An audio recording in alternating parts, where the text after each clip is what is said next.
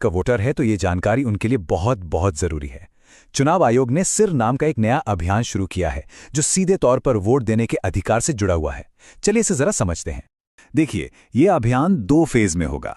पहला फेज 4 नवंबर 2025 से शुरू होगा, जिसमें बूथ लेवल ऑफिसर्स यानी बीएलओज घर घर आकर वोटर्स की जानकारी को वेरीफाई करेंगे।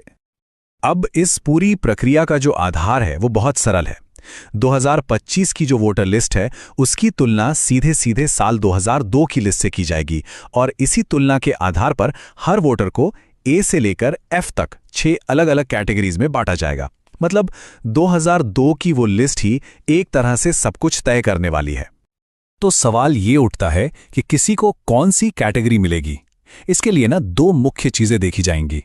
पहली, वोटर की उम्र, और दूसरी, 2002 की वोटर लिस्ट में उनके परिवार का नाम है या नहीं। ठीक है, तो सबसे पहले ग्रुप को देखते हैं। ये वो लोग हैं जिनकी उम्र 38 साल या उससे ज्यादा है, यानी जिनका जन्म 1 जुलाई 1987 को या उससे पहले हुआ है। अगर उनका नाम 2002 की लिस्ट में मिल जाता है तो उन्हें रखा जाएगा कैटेगरी ए में, और अगर नाम नहीं मिलता तो उन्हें डाल दिया जाएगा कैटेगरी बी में। एकदम सीधा सा हिसाब है। अच्छा, अब आते हैं दूसरे एज ग्रुप पर।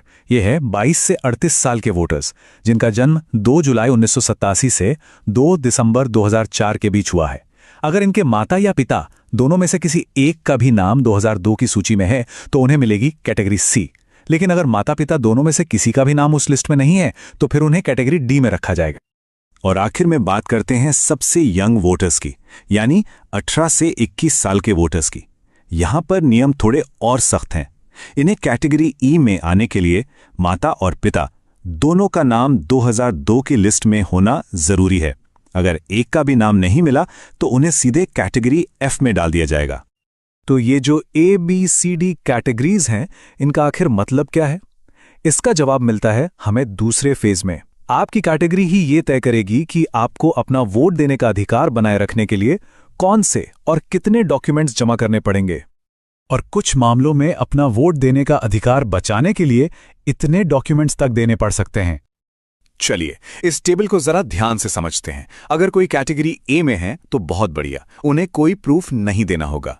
बी, सी और ई कैटेगरी के लोगों को सिर्फ अपना एक प्रूफ देना होगा। लेकिन कैटेगरी डी वालों को अपना और अपने माता या पिता में से किसी एक का यानी कुल 2 प्रूफ देने होंगे। और सबसे ज्यादा कैटेगरी एफ वालों को अपना और अपने माता पिता दोनों का मतलब कुल 3 प्रूफ पेश करने होंगे। और सबसे जरूरी बात, अगर ये प्रूफ नहीं दिए जा सके तो मतदाता सूची से नाम हटने का पूरा खतरा है।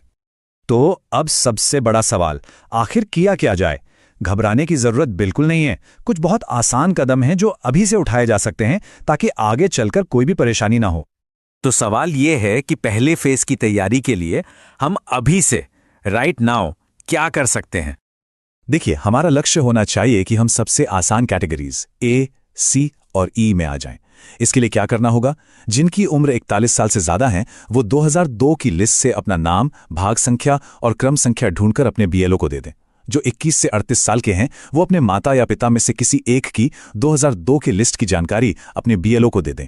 और जो 18 से 21 साल की युवा वोटर हैं वो अपने माता और पिता दोनों की 2002 की जानकारी निकालकर अपने बीएलओ को दे दें। एक बात याद रखिए, अभी से ये थोड़ी सी मेहनत करने का फायदा बहुत बड़ा है। जब पहले फेज में बीएलओ वेरिफिकेशन के लिए आएंगे ना, तो उनके लिए आपको ए, सी या ई जैसी आसान कैटेगरी में डालना बहुत सिंपल हो जाएगा और आप भविष्य की बड़ी मुश्किलों से बच जाएंगे। आखिर में ये सारी मेहनत सिर्फ किसी दस्तावेज के लिए नहीं है। जैसा कि इस गाइड में कहा गया है, ये इसलिए है ताकि हमारा वोट देने का अधिकार बरकरार रहे और हम लोकतंत्र को बचा सकें। तो जागरूक रहिए, अपनी जानकारी तैयार रखिए और इस जरूरी संदेश को दूसरों तक भी जरूर पहुंचाइए।